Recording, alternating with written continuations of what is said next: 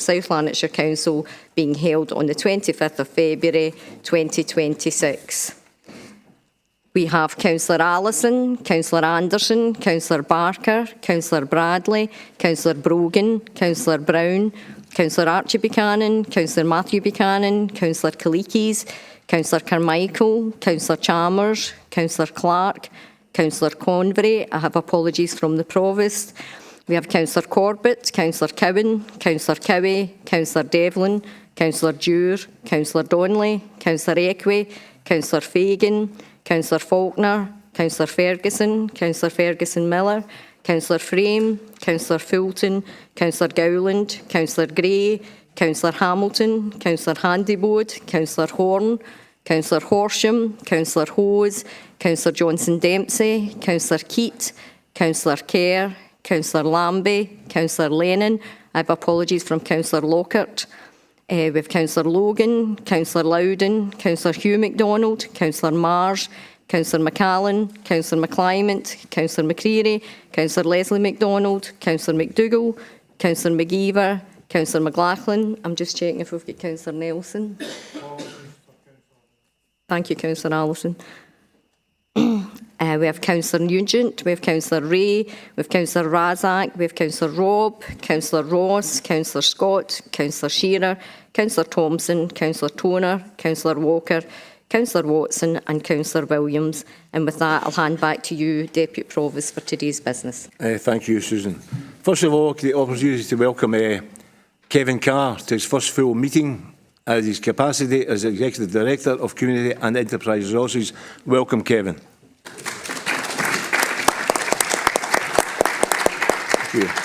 Item number 1, declarations of interest. Any declaration of interest, please?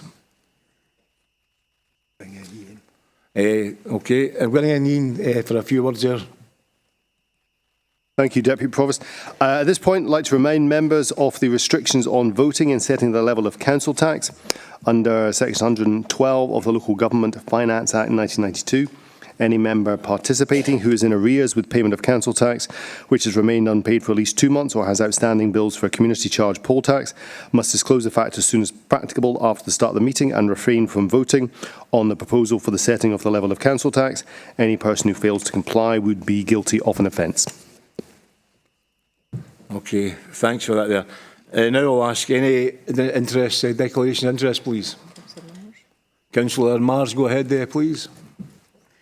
Thank you, Chair. I don't have a declaration of interest on the basis that the matter in question is only one aspect of the budget setting as a whole. However, I would make a statement of connection and transparency relating to EDR 03, a family member being in receipt of the service proposed in the Officer Report for Savings.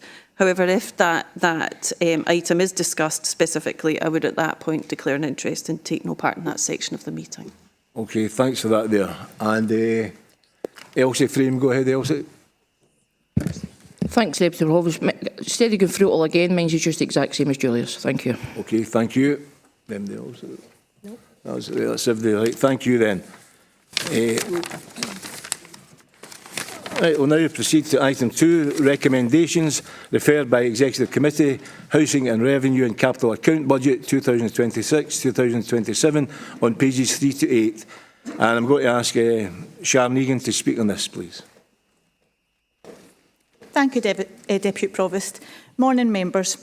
So the purpose of the report this morning is to allow consideration of the recommendations from the Executive Committee on the 4th of February 2026 in relation to the Housing Revenue and Capital Account Budget for 26-27. So just to summarise and provide a brief background, Housing Services have engaged with the Budget Scrutiny Group, our Tenant Participation Coordination Group, our wider tenants groups and individual tenants to consult on the rent setting for 2026-27. This is the third and final year of the rent setting that we have agreed with our tenants. So following this engagement that we carried out with our tenants, a report was taken to our Special Housing Committee, which was on the 21st of January, whereby the recommendations from this were agreed and taken to Exec Committee on the 4th of February. Following various discussions with members at the Executive Committee, these recommendations were agreed and brought here this morning to Council. Therefore, I would like to take you to the recommendations and detail each of these individually. So in terms of the Housing Revenue and Capital Account Budget for 26-27, where the recommendation is that the proposed rent increase of 6.5% be applied in 26-27 to all council houses, our gypsy traveller sites, our lockups and garage sites, and the revenue estimate proposals for the Housing Revenue account as detailed in Appendix 1 to the report of the Housing and Technical Resources Committee is approved. We also seek that the proposed increase in charges applied for the provision of clothes cleaning and laundry services of 6.5% in 26-27 is approved. We also seek the recommendation that the proposal that a 15% premium is added to all new build rent charges that were either let on or after the 1st of April 26. This reflects the increased energy efficiency measures within those properties and to support the continuing new build programme, again as detailed in paragraph 3.6 of the report to the Housing and Technical Resources Committee, and we seek that these are approved.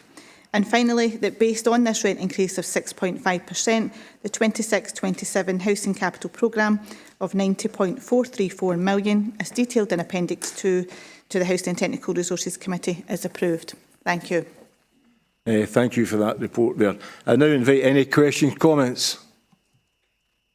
Well, don't see any. No. Okay, then, can I ask then we approve or we agreed? Agreed. Right, thank you. We'll now go on to item number 3, overall position of revenue budget and level of local taxation 2026-2027, pages 9 to 40. And I'd like now to ask Jackie to speak to this. Go ahead, please, Jackie. Thank you, Deputy Provost. This report presents for members' consideration the budget position for 26-27. The paper summarises 2 main factors in our consideration. Firstly, the grant settlement and what that means for the Council's budget gap. And secondly, it presents options for members to balance the budget. Taking the first of these at section 4 of the report is our grant settlement and covers how the grant has affected our budget gap. And the settlement has provided a benefit to our budget gap of £14.9 million since the last report. As well as the position on grant, there are other budget areas that have moved since our last report on budget gap, and they include an increase in funding for SPT, a small amount, and also a requirement to add an additional allocation for the impact of the Local Growth Fund into future years. We've also taken into account expected funding for breakfast clubs, and that's covered at 4.7. We also mention at 4.9 of the report the fact that additional funding is being made available in relation to funding the real living wage increase across adult social care, children's social care and early learning and childcare. We don't yet have our allocation and members will be advised when these are received, but at present this has no impact on the budget proposed. And Table 1 on page 11 illustrates the revised budget gap over the next 3 years, taking these factors into account. And you can see the budget gap over the 3 years is £41.3 million. For the year that we're setting the budget for today, 26-27, you can see in the first column of that table, we have a surplus of £1.5 million. This is a position before any savings are taken and also makes no assumption of an increase in council tax. Also covered at 4.13 of the report is funding that's being made available to the IJB following a number of social care distribution changes passed over to us as part of the settlement. Section 5 of the report presents options for members to balance the budget. So whilst 26-27 does show a surplus, over the 3 years we do have a budget gap. And there are options available for members' consideration which could allow further investment and where we can prudently consider the budget gap in the longer term. And these include the ability to make savings from the proposals presented to yourselves and also to consider the level of council tax. There are also one-off funds available for members' consideration and they're covered in section 6 of the report. As I mentioned, the paper doesn't make any assumptions around the level of council tax or savings or investments. The recommendations ask for members to consider these options and I am aware of the amendment that will be presented today. Finally, if I can take you to section 14 of the report, I'd like to note the consultation exercise that has been undertaken this year and also the integrated impact assessments that have been available for members' consideration. So if I refer members back to the recommendations at section 2, and I'm happy to hand over to yourself, Deputy Provost. Thank you. Thanks very much for that report there. I'd now like to, I'm advised and I'm aware that members have been kept up to date throughout previous meetings and briefings with the opportunity to ask senior officers questions. Given that, are there any other final questions for officers? No. No. Okay then. Oh, sorry. Alec Allison, go ahead, Alex. Deputy Provost, I'm not sure if it's pertinent yet, but just looking for a point of accuracy on the amendment that is going to be proposed. It's still showing the 3-year budget gap of 41.3 million. Does that take into account the extra recurring revenue that is being proposed in the amendment? Apologies if this is at the wrong time, but just for accuracy. Alex, we will get an answer to that. What I'd like to do is bring in the amendment first, if you don't mind. The amendment. Sorry, right. Thanks, Alex. We will get back to that. I'm now going to ask, and I'm aware that Councillor Joe Fagan has got to speak on behalf of the Budget Working Group. And what we'll do there is, I think we've got the amendment to be circulated. So what I'll do, if your indulgence, is have a short break. Emailed round. Oh, so it's been emailed round. If they're aware of it, then yeah. MD needs a copy. It'll be emailed round there, and I'll give you 5 minutes. If 2 minutes in fact, Vivian's taking it in, and let you time to digest it. There, okay? Right then. Aware. So I'll now ask Joe for you to speak in your motion, please.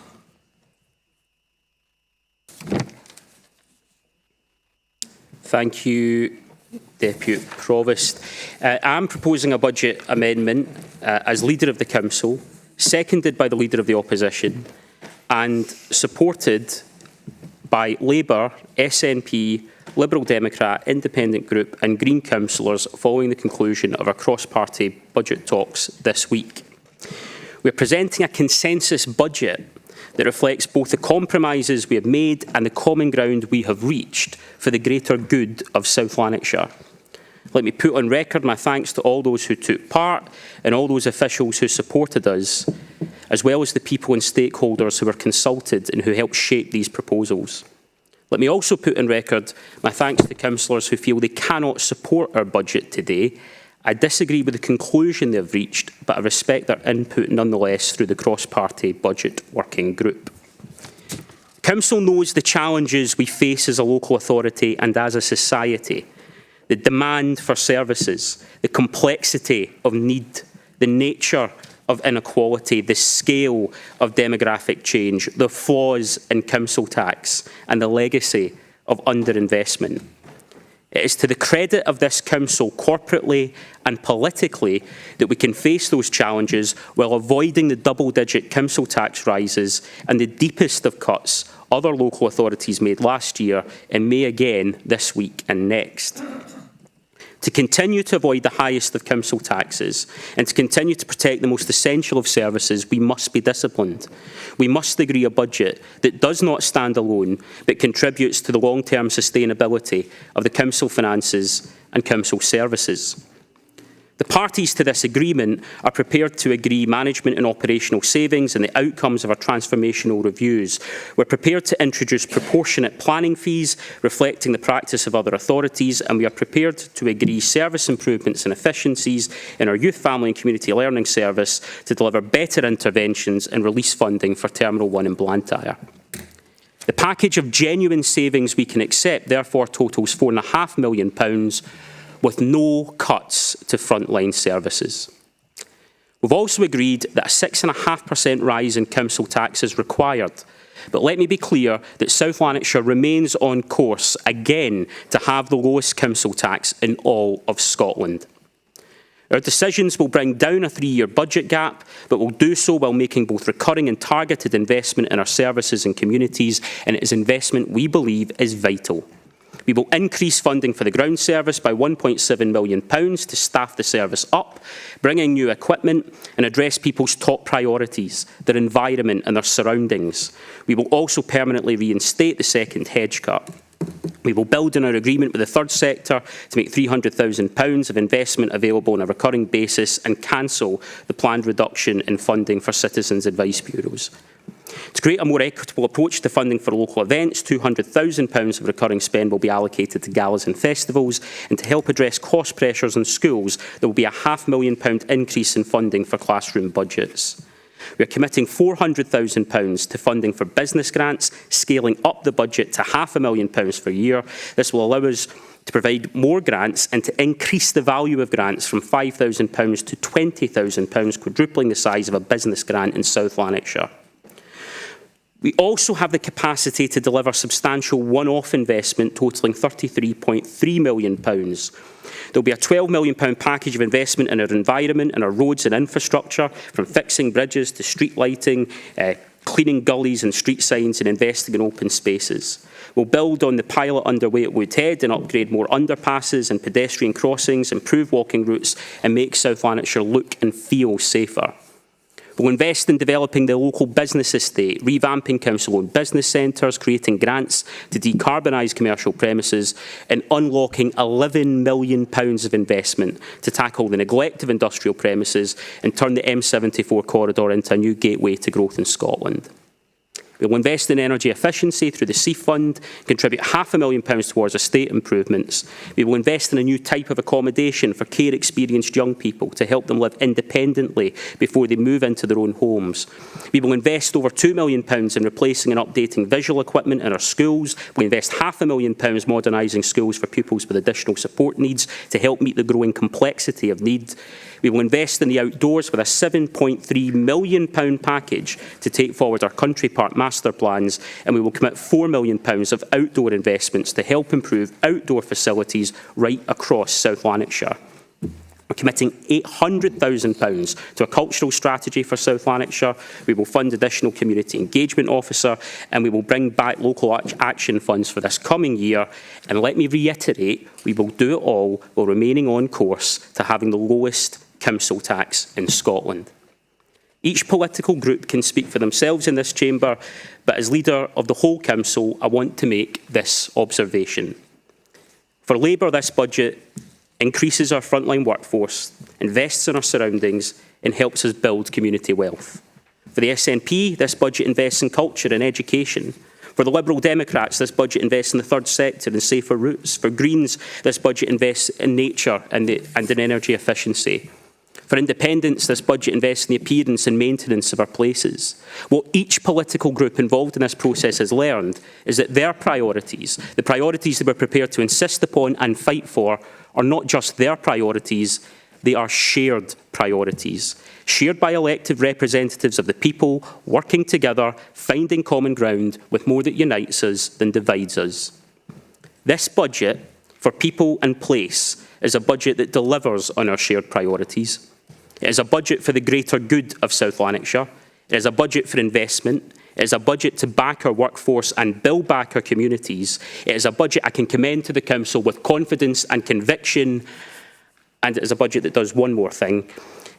Should the budget pass today, subject to the agreement of South Lanarkshire Leisure and Culture, from the 1st of April in just 5 weeks' time, on a turn-up-and-go basis at all our council facilities, swimming will be free for all under 16s. Free swimming for all our children and young people, for their good and the greater good. If we back this budget today, I ask the whole council to agree to support this cross-party motion and to endorse the consensus that we have reached for the greater good of South Lanarkshire. Thank you.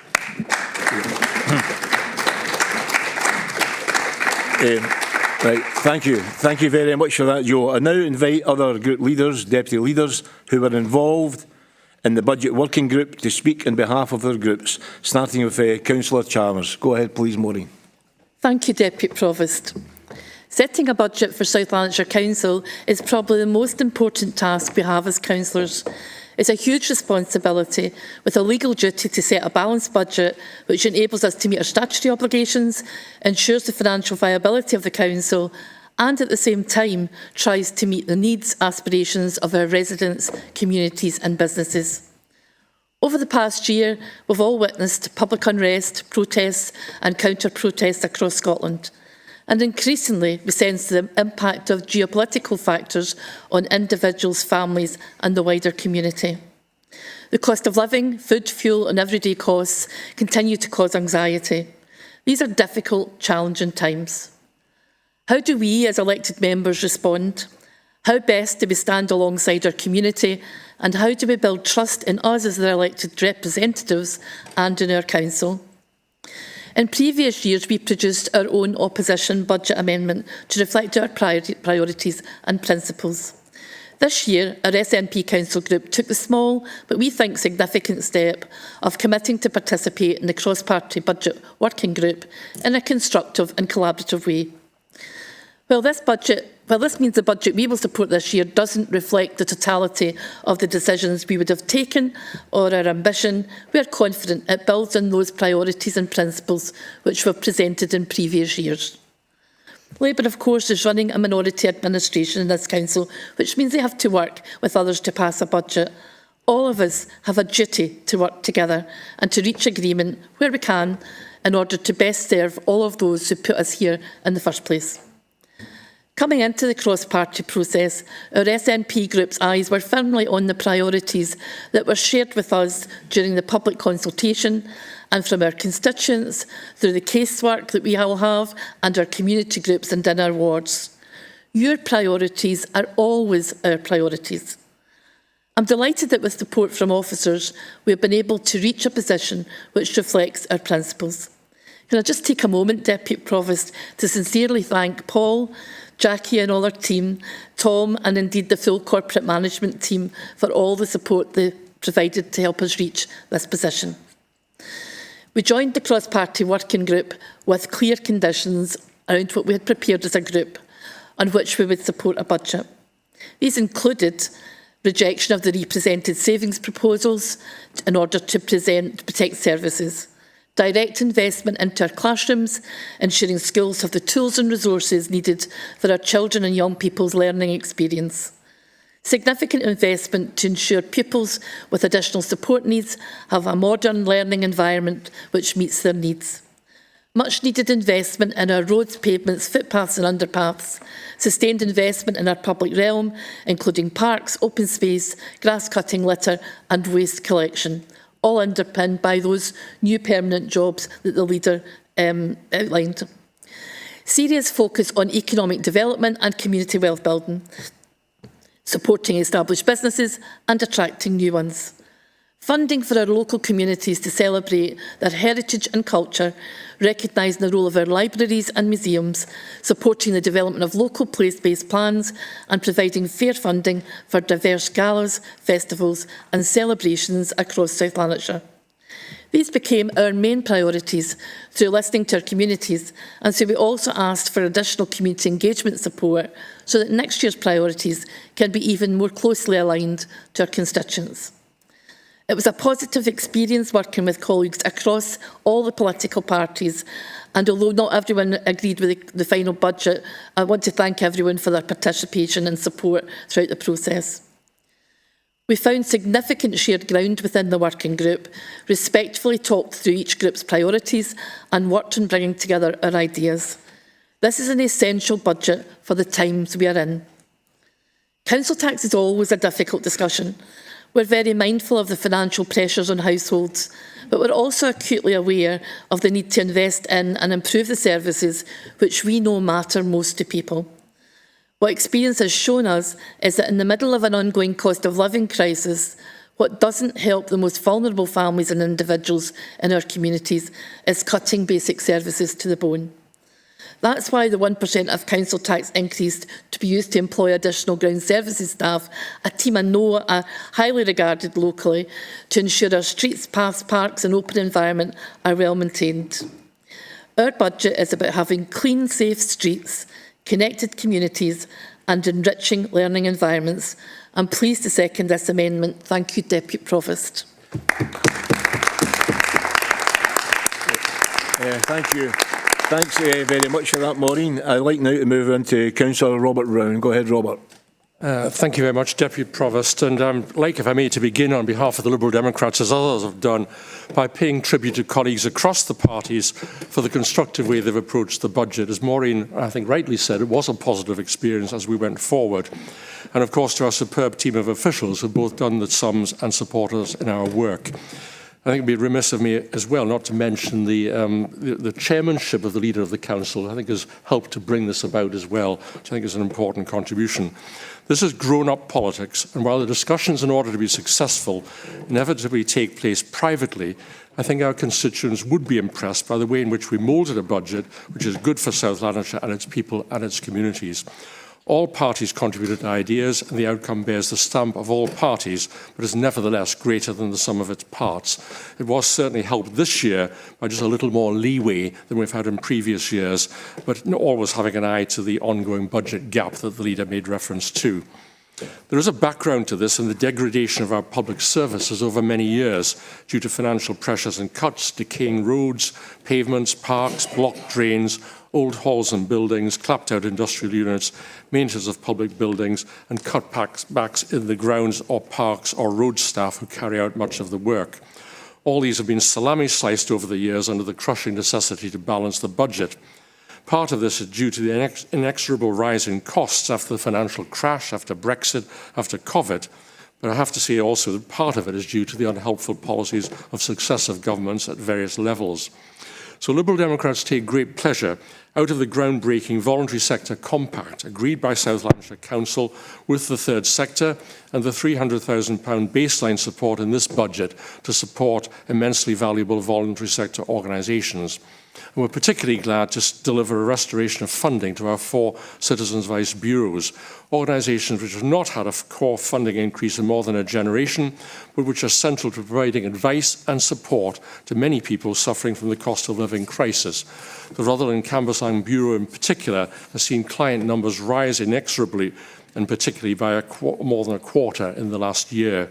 And that again reflects, I think, the need and the demand in our society out there. This year sees the celebration of the 900th anniversary of the Royal Borough of Rutherglen. Let me declare my interest as a representative of Rutherglen and as chair of the Rutherglen 900 Committee. Let me welcome the Deputy Provost's badge that he picked up at the opening event, which I have as well, supporting that particular event.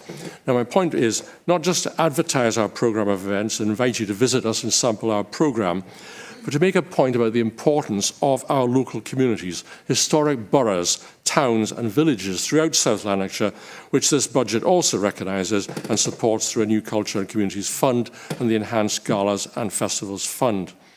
The budget also has important investments in Rutherglen High School and Sanderson High School, supporting young people with complex additional support needs, in the free swims for under 16, and in expanding the business support which helps to grow South Lanarkshire's economy, improving our country parks, so valued by residents and visitors alike. But I want to focus on 2 specific areas of investment.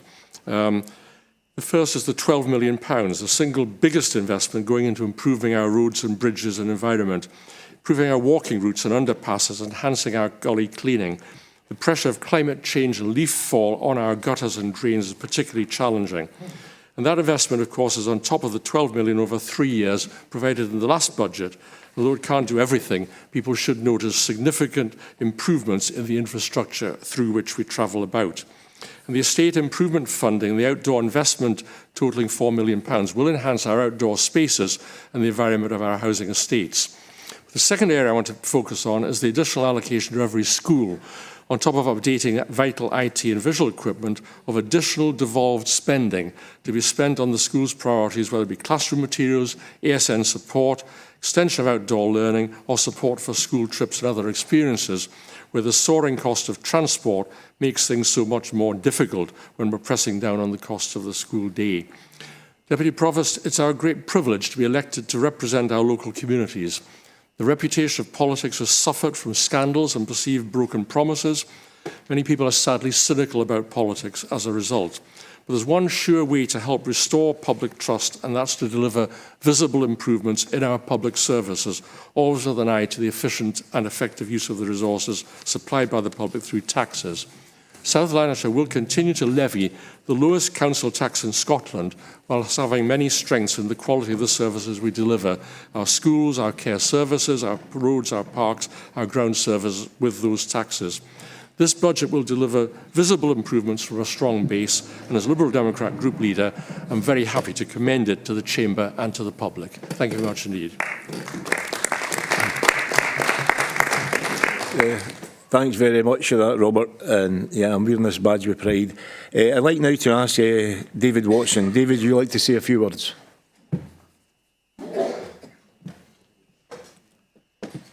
Thanks, Deputy Provost. I'm not going to repeat everything that's been said. I'm just going to keep this short. But it was refreshing to sit in the budget working group and see all the political groups working together to prepare and present this budget. I particularly welcome that we can invest in education as well as increase and target resources to improve the environment that we all live in. I think acknowledgement must go for this process to the council leader for facilitating the budget and to all the political groups in the council for showing willingness to make positive contributions to the process. Thanks also go to Chief Executive Jackie and her team, along with the various other council officers who have supported this. It wasn't just one meeting, it was a number of meetings, and a lot of time and effort went into it. So congratulations to all that have contributed to this positively. And I believe it's what our constituents want and the voters out there, that politicians working together, and it's refreshing to see that this has happened this year. Thanks again, Chair. Thanks very much. Thank you. Thanks, David. I'd now like to ask Councillor Lambie if he'd like to say anything.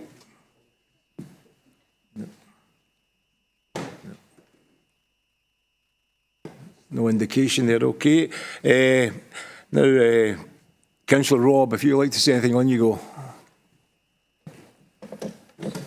Thank you. Morning, everyone. And thank you to officers and my fellow councillors for bringing this budget as well. We have had a decade of national austerity. Low or no council tax increases. Our area has declined, so it's no surprise that residents are demanding better. They want clean streets, buildings, parks and paths that are maintained.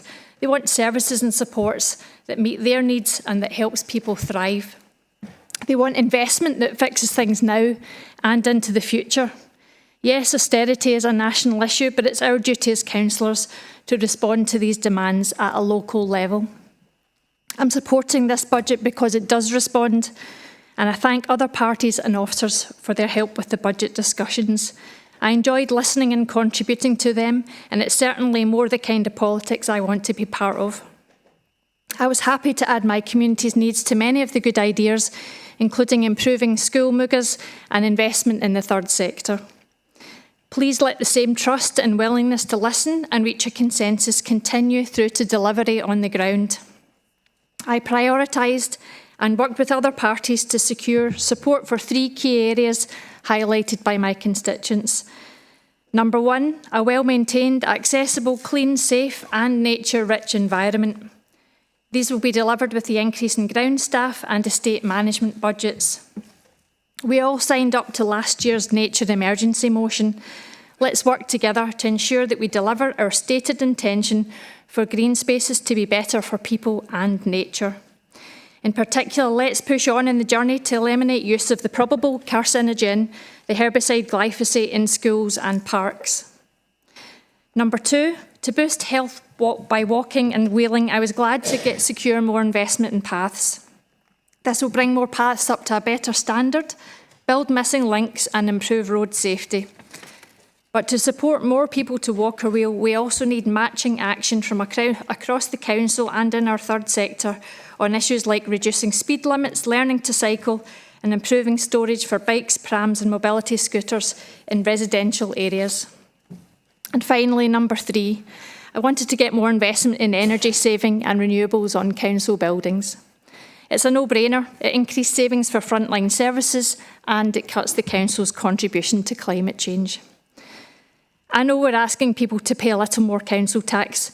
I understand the cost of living pressures some people are under, but I also see the effects of austerity on people, services and places. So we must take local action to help. But action is needed at a national level to help local services too. Not everyone is feeling the pinch.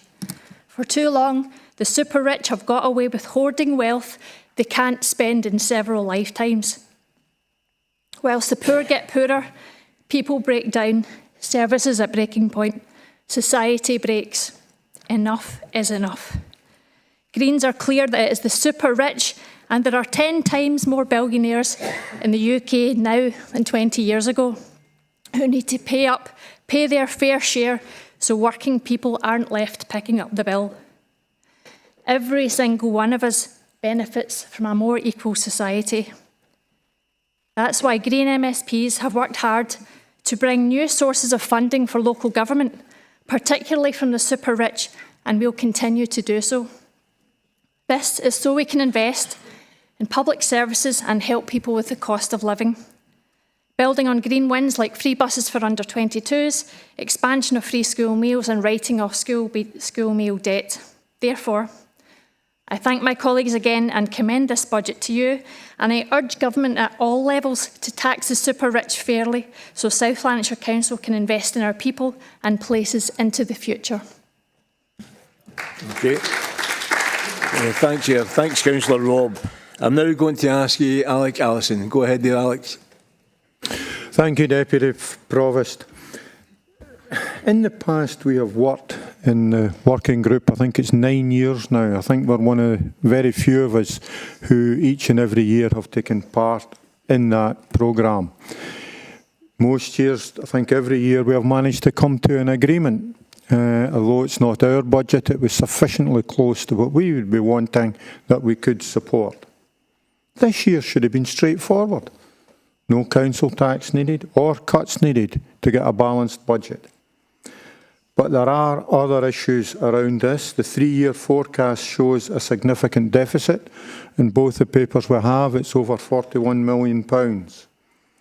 We also had extra funding in the short term. So therefore, I quite agree with the proposals put forward by the council leader and fully support, and we're delighted to be able to work with them in the working group to identify those. So we have no objections at all to the spending choices.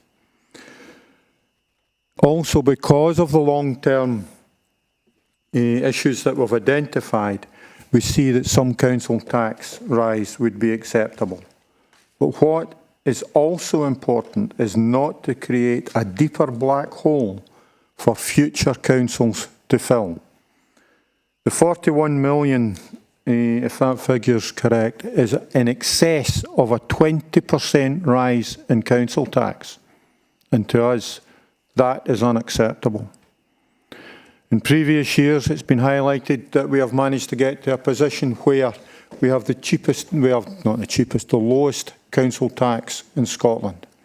That is very much welcomed. It brings me in mind to someone who was in residence in 11 Downing Street for a long time who liked to be called Prudence. And I actually believed that maybe he had moved into South Lanarkshire because we had been able to get the lowest council tax in Scotland without decimating our services. We weren't going over the top in council tax increases, and I'm concerned that we are going to need to go to that now to get a balanced budget in future years. We should have been taking action today. We had highlighted in the working group how these programmes that are very welcome could have been funded without adding to that black hole in future years. Therefore, we will not be supporting the budget in this form, although we agree with much of what is in it. Indeed, I think we contributed to the largest saving in that proposal when we managed to get an £11 million programme reduced to £2 million without reducing the service that it was going to provide. So we'd also like our objections to the format of the budget to be noted. Thank you. Thank you, Alec. Thank you. Just if there MD, I ask please the respect and brief. MD, like to make any more comments before we go to the approval? Yeah. Councillor Fagan, go ahead, Joe. It's simply to say that the £41 million 3-year budget gap is a reflection on the amendment from the figure that is in the paper. It will change as a result of the decisions we are asking the Council to agree today. Can I say to Councillor Allison, it is not prudent to put recurring costs against one-off expenditure. You have to strike a balance. There are £4.5 million of savings that we're accepting in this amendment and only £3.5 million of recurring investments. Next year, making no assumptions about council tax whatsoever for next year, the budget gap, the cumulative savings target effectively that we would seek to make would fall from 22 or 23 million, if my figures are correct, to just under 10 million, so we're well more than halving it. That is why it is necessary to take the decisions we've set out in this budget amendment. It is prudent and it builds sustainable finances for the future of South Lanarkshire. Thanks, Joe. Another two people wishing to speak. Councillor Razak, go ahead, Mo. Thank you, Chair. I would like to welcome the funding for Terminal 1.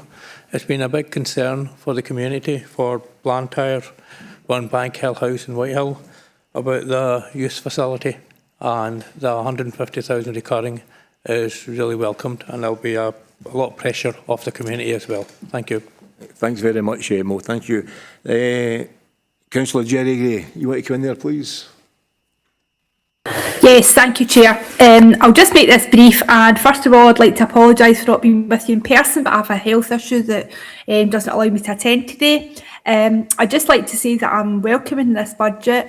I think I'll make it brief, but I'm just basically saying that particularly the roads and the communities and our open spaces, well done to all the cross-party working group that contributed to this, and thank you. Right, thank you, thank you. I think that's us, yes. Okay, that's nobody else there wishing to speak. I'd like then just to say, acknowledge that, the fact that the Conservatives will abstain, but ask all other members if they wish to accept the amendment in effect.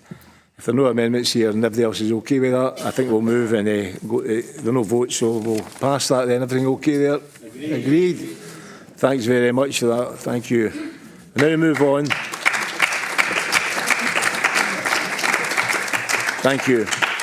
And now we move on to item 4. It's a capital programme update and future capital investment, page 41 to 52.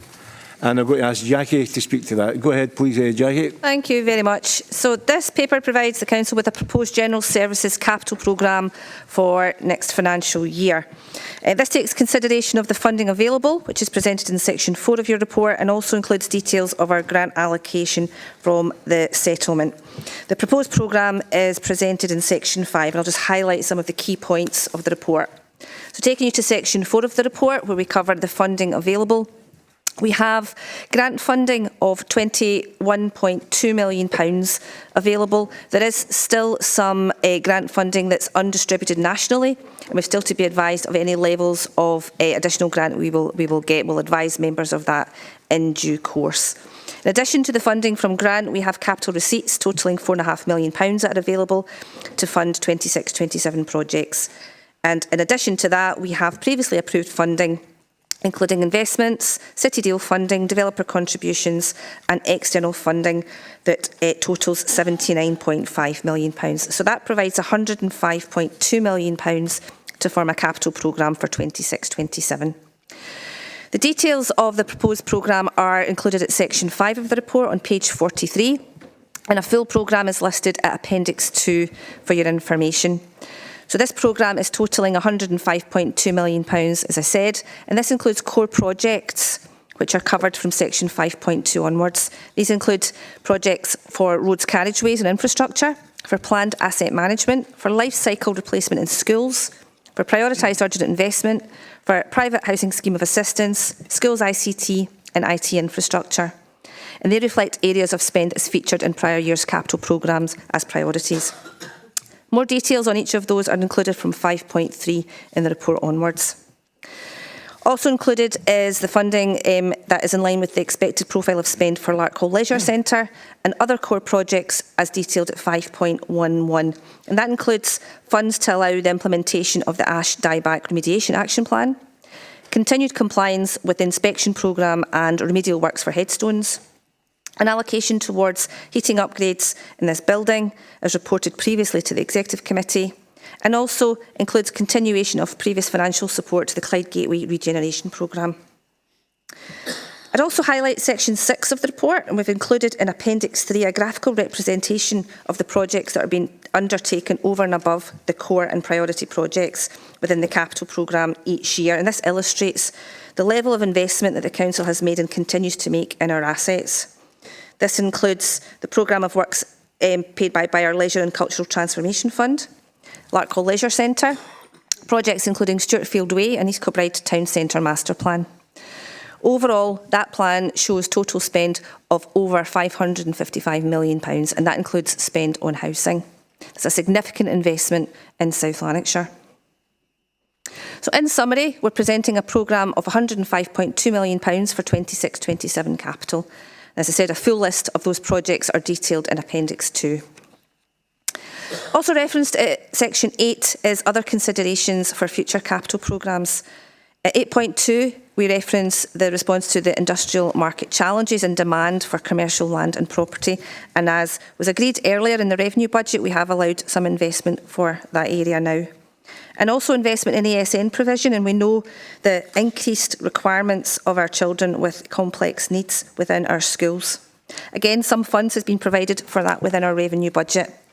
And education continue to look at requirements going forward and will feature as part of future capital programmes. So if I take you back to the recommendations at Section 2, they're detailed there for you, and they include that the 26-27 proposed capital programme, totalling £105.2 million and detailed in Appendix 2, be approved, and that the long-term major capital investment strategy, as detailed in that graphic at Appendix 3, be noted. Thank you, Deputy Provost. Thanks very much, Chair. Now ask any questions, comments. Okay. Right, well, thank you. Agree then, yes? Agree. Good, thank you. Now item 5, Prudential Indicators, Treasury Management Strategy and Annual Investment Strategy 2026-2027, and it's at page 53 to 80. And again, I'll ask Jackie to speak on that. Jackie, please. Thank you very much. So this is the annual report that legislation and regulation requests that we bring forward to Council for agreement. There are 3 areas covered within this report. We've got prudential indicators, Treasury management strategy and our annual investment strategy. And these are linked to our capital plans that we've just reported on, our Treasury management activity and how we place funds on deposit. The report summarises the details of the 3 appendices that cover each of these 3 areas, which I know members will have considered. I'm happy to take any questions, but I can advise that these are in line with previous year's reports. So with that, I'll take us back to our recommendations and ask that the prudential code indicators are approved, that the Treasury management strategy is approved, and the annual investment strategy is also approved. Thank you, Deputy Provost. Thank you, Jackie. Any questions, comments? No? Right, thank you. I think now, agreed, yeah, thank you. I think now we're quite quickly we're going to close the meeting actually. I've got no urgent business, so I'd just like to thank everybody this morning's attendance and all your behaviour, thank you, and you're all back in my Christmas card list. Thank you.